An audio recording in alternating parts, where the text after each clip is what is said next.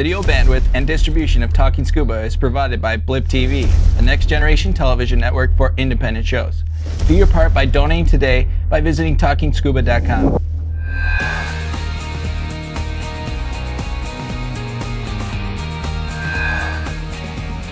Hi, welcome to another exciting episode of Talking Scuba. My name is Jim Norton. I'm Derek Wheeler. And we're a bi-weekly show discussing all different types of scuba diving, from cold deep wrecks to shallow warm reefs and everything in between. This episode we've got Derek helping. Say hi, Derek. Bob's taking a day off. All right. We've got a new year's scuba diving adventure to talk about. It's going to be in Holland, and New Year's resolutions. I understand you've got one. Yeah, a couple of them, I think. Good. And we're going to talk a little bit about some gear in our last dive. And also, our world underwater. We're going to be there. Mm-hmm. All right. Should be a fun time. So, Derek, tell everybody what you do for us. Oh, I'm a multifaceted guy on this show. I do everything. From sales, editing, helping with filming underwater. I do it all. Good. Well, you'll see Derek on some of our footage, especially the, what is that one, the Mackinac episodes, all diving? Oh, yeah. Yep. When we went to Derek's on there. In July. Yep, in July. You can always tell Derek he's really long and lean, and we call him... What do you call me? You came up with the nickname. Cuda. Looks like the Barracuda. That's me. All right. So anyways, this New Year's, there's going to be a New Year's dive with Advance Scuba and Paintball.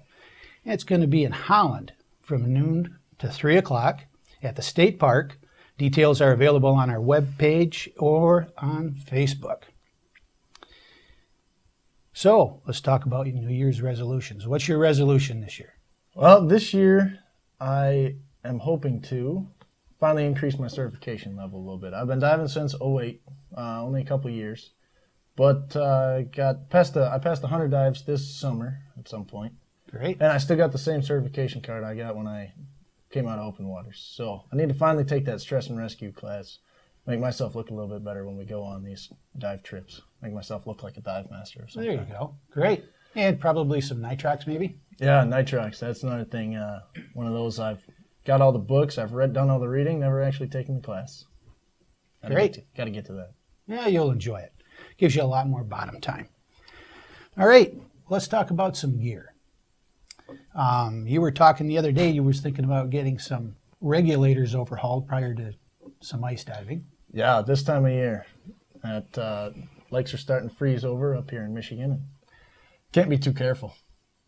That's good. I always have some redundancy when I go under the ice.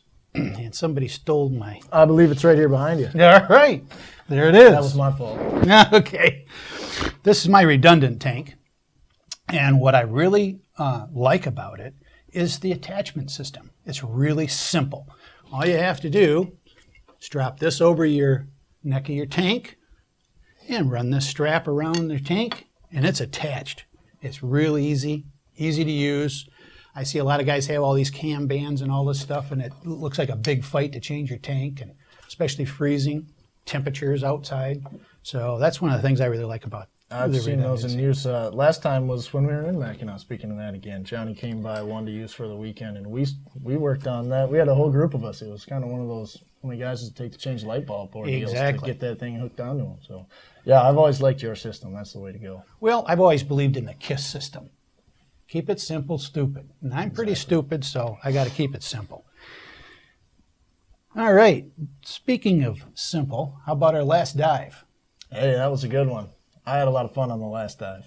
There's no ice yet, so we could make it simple. Uh-huh. And it was cold, though. Plenty cold enough. It's about 37 degrees or so. Yeah, right around there. And the nice thing about that, when I seen that on the dive computer, I knew that it's not going to get any worse than this. No. 37 at about 20, 30 feet, it's always going to be about that temperature. So, But I remembered from last year, a little numbness in the face, but in 5 minutes, it's gone. Well, I get the numbness all over. I'm kind of crazy. Me and Johnny B, we go wet. Yes. So we always count on Jim here. He always brings us a big thermos of hot water. Funny story about that. Yes, you have to probably be careful with hot water, especially if I bring it. What I do is I bring it in one of those igloo cooler apparatuses, and I put boiling water in there because it doesn't stay warm. Mm-hmm. And after we get to the dive shop and this and that and get our tanks filled, and then we go to the dive site, we end up spending 2-3 hours. So I want to make sure it's still warm. Well, this time we were a little quicker. And I warned everybody. I said, it's listen, warm. It's hot, so check it before you use it. Okay. Well, Johnny B thought he checked it, and he poured that water down his wetsuit. Right down there. Got a little rise out of him. Little screaming like a little girl. It wasn't too much longer, and he was pretty red. Yeah. But he was unhurt. He was okay. He was nice and warm underwater that day, I hope. Yeah. So you got to be careful with the hot water. That's the key to diving this time of year. If you're going to go wet, got to have hot water. The warm water helps afterwards, too. You throw some of that down your suit. It helps you be able to peel off that wetsuit and run to dry clothes. Oh, absolutely. The other thing I found is one of my tricks, bring a camera with you. If you got a camera, even if it's just a still camera or whatever, if you're out there concentrating on taking pictures or filming fish or whatever, you're concentrating more about that than you are on how cold you are. No, absolutely. So did you get some shots on the last dive? I did. We on the last dive, we found not a real big pike, only probably just about keeper size, maybe a couple feet long. And I believe that's some of the first footage we actually have now of a pike. So you'll get to watch that. I got right up in his face. We were out we were going between structures over there in Versluis, and he was just laying on the bottom. There wasn't anybody around, so I thought, oh, heck with it. I dropped down right in front of him, just laid right on the ground. I thought, it doesn't matter if I tilt it up. Nobody's going to be coming by here. We're out in the middle of nowhere. But I got right up in his face, and he took off. So that's great. We were happy with that. Yeah. I happened to see quite a few bass, and they're getting kind of large, moving a little slow, and I noticed everything was around 30-foot depth. It must be a temperature thing for the fish this time of year. We went shallow and didn't see anything. Mm-hmm. Could be. Yep. But that was a good dive. They might like it down there where the water's a little bit warmer. Yeah. Just like we do. Yeah, exactly. That's the way you can always tell, when it's cold outside, everybody gets in the water and heads to the deep platform. All right. Let's talk a little bit about our world underwater. Chicago this year. It's going to be February 18th through the 20th. And we're going to be there interviewing people and checking out the film festival. That was really good last year.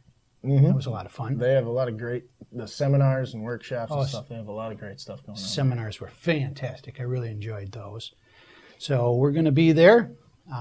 It's a great time. So if you're anywhere around Chicago in February, good place to be.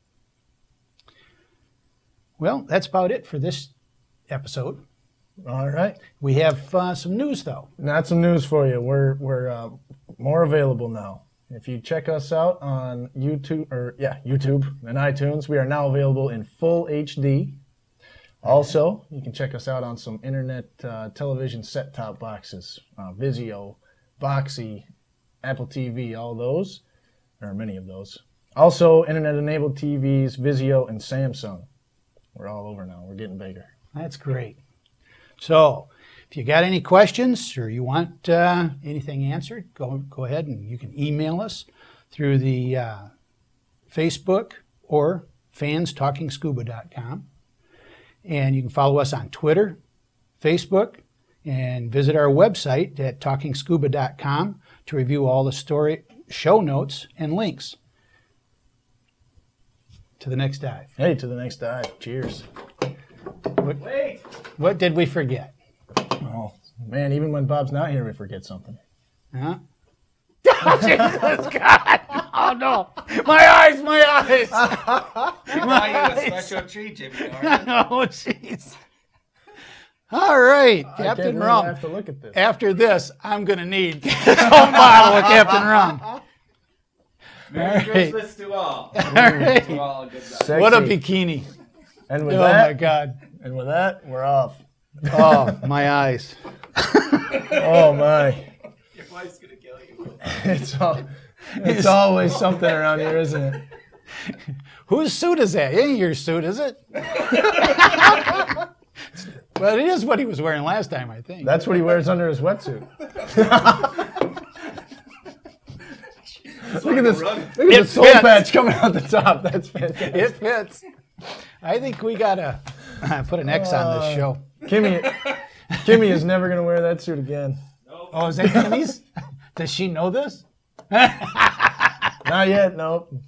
All right. Yeah. I hope that's the only thing of hers you wear. It's gonna go in his truck, and then the next time he shows up to dive, he's gonna. Oh, forgot my Speedo. Well, he's gonna have to do. Oh, jeez, I can see him in that in Galboa. Then kick us out, though. Oh, yeah. I hope so. I think they would be so embarrassed they would ignore it. It's one of those things when you get really strange, people will just kind of turn their head. They won't even look at you, just like you're not even there. The weird thing with you is if you're swimming underwater and Oh, God! Who's his dive buddy? Where's his dive buddy? Yeah. we were trying to find a hot chick to bring it in for you, but that's all you got. Well, that's about as hot as it gets anymore.